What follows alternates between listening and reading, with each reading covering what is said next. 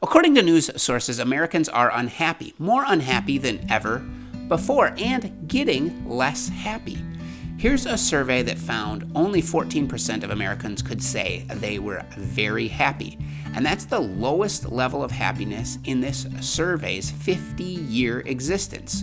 All prior surveys have found at least 29% of Americans could say they were very happy. According to another survey, Christianity is the most popular religion in America, with 65% of the population professing to be Christian. Comparing these two studies together, I'm no math genius, but even I can tell that if only 14% of America can say they're very happy, yet 65% of America says they're Christians, that means most professing Christians are unable to say they're very happy. Christians have reason to be some of the happiest people on the planet, yet we're not. Why? One of the potential reasons is explained in Matthew 6, verses 19 to 21. Matthew 6, 19 to 21. Do not lay up for yourself treasure on earth, where moth and rust destroy and thieves break in and steal, but lay up for yourself treasure in heaven, where neither moth nor rust destroys, and where thieves do not break in and steal. For where your treasure is, there your heart will be also. This passage is saying that our hearts follow or are dependent on what we treasure. Yet it's also saying that earthly treasure will let us down. Earthly treasure doesn't last. Earthly treasure will be eroded by moths or rust or stolen by thieves. What happens when our treasure lets us down?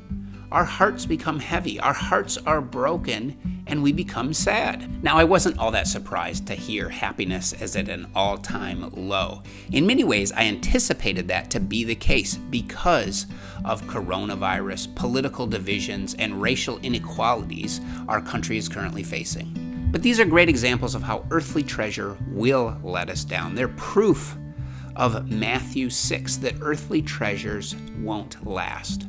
Unfortunately, the survey has shown that we've put our treasure in these earthly things, and now we're paying the consequences. We're sad. Our hearts are broken. Thankfully, Matthew 6 also gives us the solution. It says, lay up for yourselves treasure in heaven, where moth and rust do not destroy, and thieves cannot break in and steal. We need to put our treasure on heavenly things, namely in our Savior Jesus. He will never let us down. He will never disappoint us. And if we put our treasure in Him, our hearts will never be broken. We will have a deep and everlasting joy. Now, one caveat. We are called to put our treasure in heaven, and heavenly treasure will never disappoint us. We will have a true and lasting joy. However, as Christians, we are also called to love our neighbors and to be good stewards with what we are given. And that means that paradoxically, we should be the ones that are working hardest to improve things here on earth.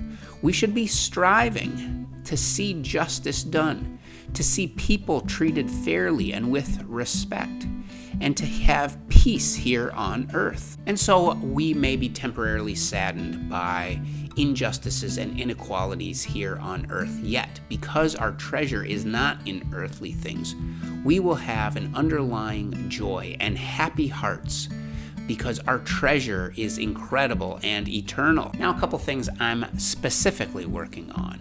First, I need to honestly ask myself, where is my treasure? Sure, I know what the answer is supposed to be, but what does my life look like? Do I have a joy that pervades all earthly circumstances, or is my heart driven by earthly things? Second, I've found that that's a question I need to be asking myself on a continual basis. It's not as though one day I decide that my treasure is going to be on heavenly things and then that's it.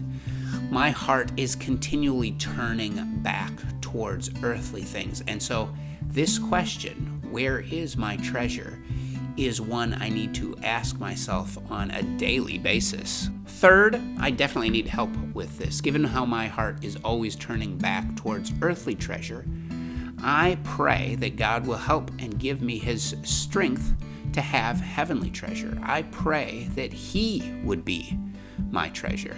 My name is Christopher, and I hope this video has been helpful in explaining how we can have true joy and happy hearts if we put our treasure in heavenly things. Let me know what you think in the comments below.